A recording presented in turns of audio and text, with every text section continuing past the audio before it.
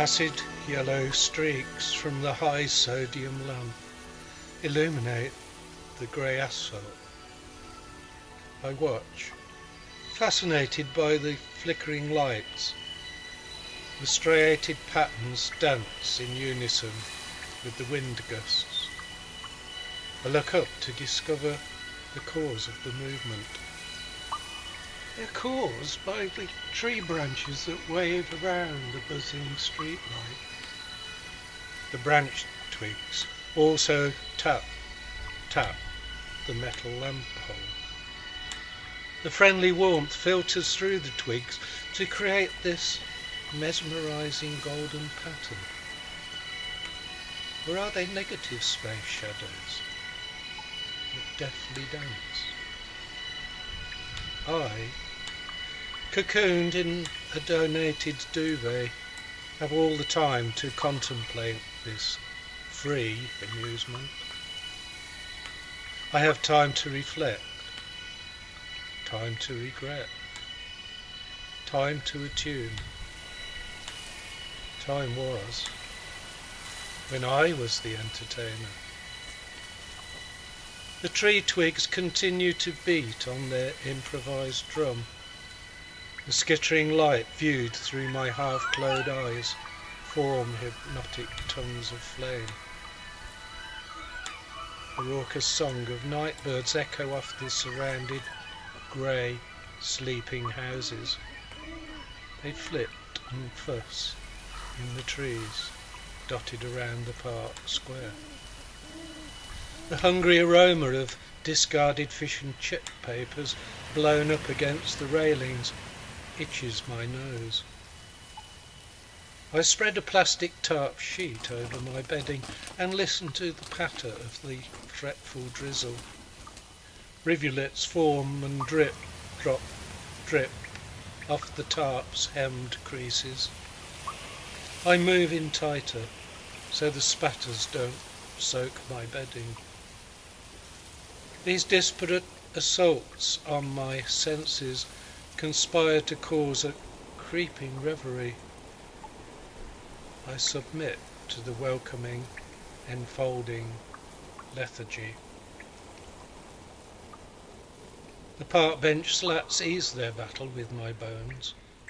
I rook part of the duvet to form a pitiful pillow, a barrier against the iron bench arm. I pull down my beanie hat. I thankfully fade into a fitful freedom. The stupor weighs deep into my being like an opiate. I escape into a sullen sleep that slips slow and silent into a lost dream. The cacophony of a jazz band tuning filters into my semi-sleep. I see it's my band. The boys smile and wave. I try to bring them into focus, lest the dream should desert me. They wait on my count. I nod affection. Earnest aficionados debate the merits of the vacating support band's riffs.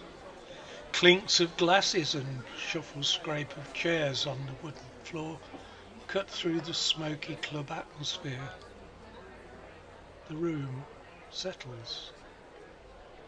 The anticipation is palpable as a hush falls upon the crowd. Only the unappreciative pissheads holding up the bar chatter on, their inanities punctuated by hysterical laughter. The seated members turn and shoot them withering looks. My drummer click taps a subtle rhythm. He glances round the crowd. When they hear his hypnotic beat filter through the hubbub, a blanket hush settles. He seizes the moment to lead with a tight fill that's taken up by the striding bass. The bassist rhythm riffs create an ecstatic mood. The piano follows the jam with thrilling arpeggios that morph into chords that sustain suspense. The piano solo takes off into an impossible chordal cacophony that the punters love. The mesmerizing atmosphere sends the audience into ecstatic applause. I pick up my sax and take centre stage for my solo.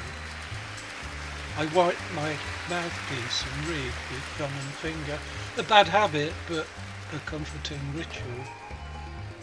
I hold the audience in suspense. I follow with an improvised cascade of slinky arpeggios. I hang each subsequent note like a mosaic of jewels. Each riff I string in various nuances of emotion. I ring out the inner mood. I lay bare how my soul stirs to weave my feelings into the listeners' minds. I see them shut their eyes and nod and tap in sympathetic syncopation. I know I have them now. Spontaneous applause, shouts of yeah and yeah as I pass to the piano and move aside. I bask in the adulation and knowing the gig is going so well, the room swells with appreciation of my new arrangement. But the piano player changes key abruptly. The melody becomes a raucous evil riff with rough edges that reverberates through the room. The drummers join with crashing cymbals and mismatched snare cracks and bass drum thuds. The bass player nods approval and wades in with the theme tune, but way out of tempo. The band violently tumble into an unrehearsed early coda. This is not what we rehearsed. The audience, in shock, start to react with hostile gestures, angry shouts and disruption as someone leaps up and fiercely grabs my arm. I try to shake him off and my sax clatters to the floor.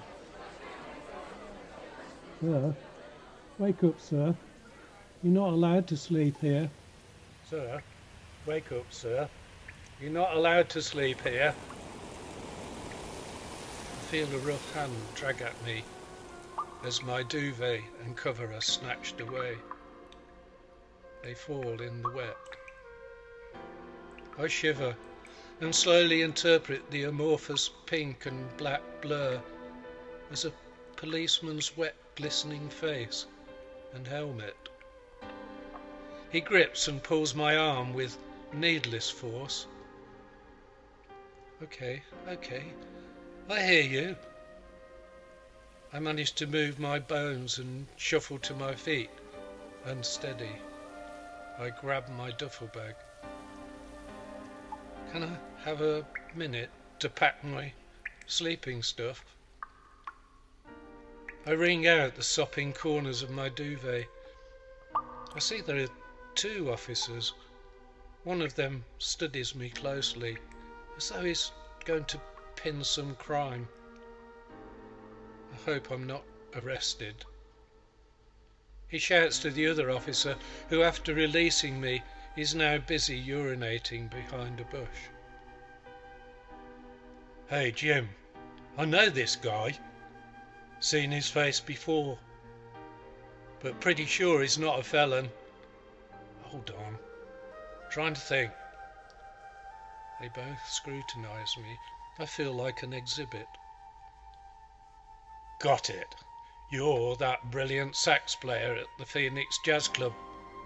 What you doing on the streets, mate? Have things got that bad? I now peer into 2 concerned faces. One of them rolls up my duvet and puts it in the stuff bag. The other rolls up my tarp and ties it, then picks up my loose carrier bag. It's too late to get you into a hostel, mate, but we do have a cell back at the station.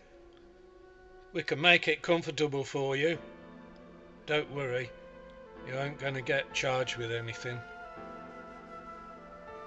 They march me out of the park, like mates together, to their panda.